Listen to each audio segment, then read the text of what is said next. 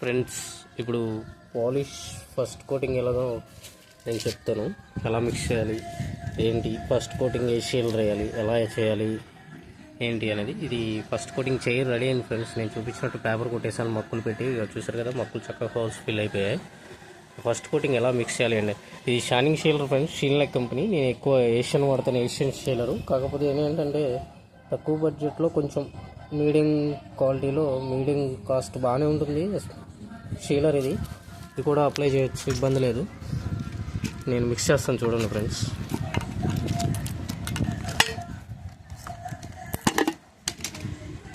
ఇలా ఉంటుంది ఫ్రెండ్స్, ఒకసారి షేక్ చేసుకోండి. ఇలా ఉంటుంది షీలరు. మనకి ఎంత కావాలో అంత. నేను ఒక 3 చైర్లు కలుపుతున్నాను చూడండి. సుమారు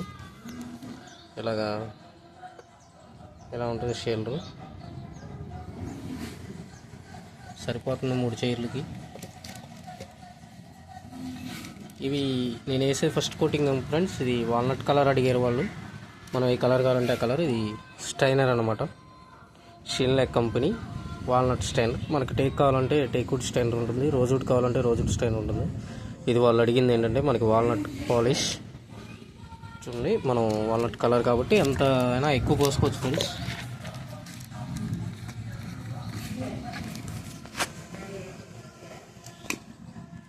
చూపిస్తాను,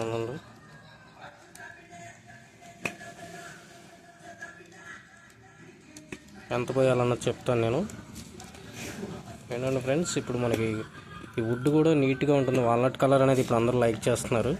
టేక్ అనేది ఇప్పుడు ఓల్డ్ ఫ్యాషన్ అయిపోయింది. ఇప్పుడు అంతా వాల్నట్ అడుగుతున్నారు. చూడండి ఫ్రెండ్స్, వాల్నట్ స్టైనర్. మనం ఎంతైనా పోసుకోవచ్చు ఫ్రెండ్స్. ఎక్కువ పోసుకుంటే ఎక్కువ కలర్ వస్తుంది, తక్కువ పోసుకుంటే తక్కువ కలర్ వస్తుంది. వాల్నట్ పాలిష్ కదా, అది టేక్ పాలిష్ కాబట్టి లిమిట్ ఉంటుంది. 1 మూత 2 మూతలు అలా క్లోజ్ చేస్తాం ఫ్రెండ్స్. దీంట్లో ఇది టిన్నర్ ఏంటంటే ఏషియన్ పాలిష్లో ప్యూ టిన్నర్ ఉంటుంది. ఈ షైనింగ్ షీల్డర్ అనే దానికి షైనింగ్ షీల్డర్ ఎన్సీ టిన్నర్ ఉంటుంది.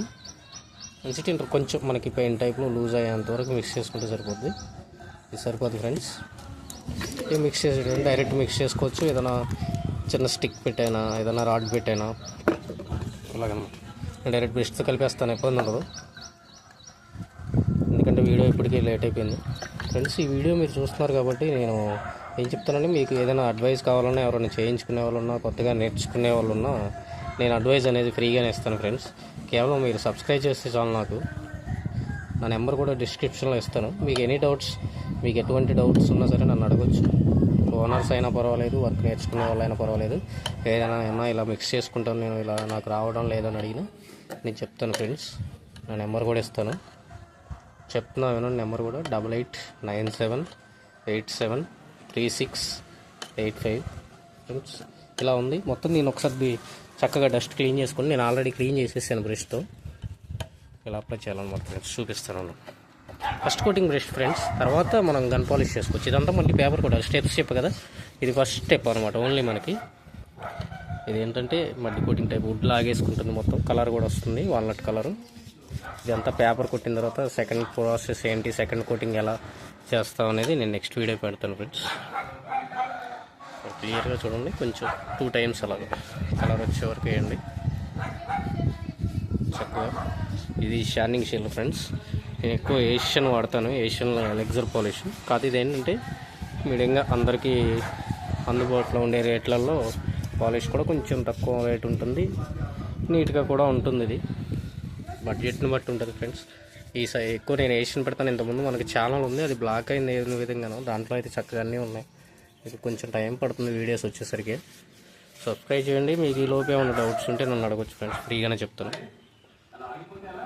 ఓకే ఫ్రెండ్స్, ఇలా ఉంటుంది ఫ్రెండ్స్ మొత్తం. సరే, వాల్నట్ కలర్. దీన్ని మళ్ళీ శాండింగ్ చేయాలి, పేపర్ కొట్టాలి ఫ్రెండ్స్. తర్వాత డ్రై అయిన తర్వాత ఎలా ఏంటి అనేది నేను మళ్ళీ నెక్స్ట్ స్టెప్ 2 వీడియో చేస్తాను.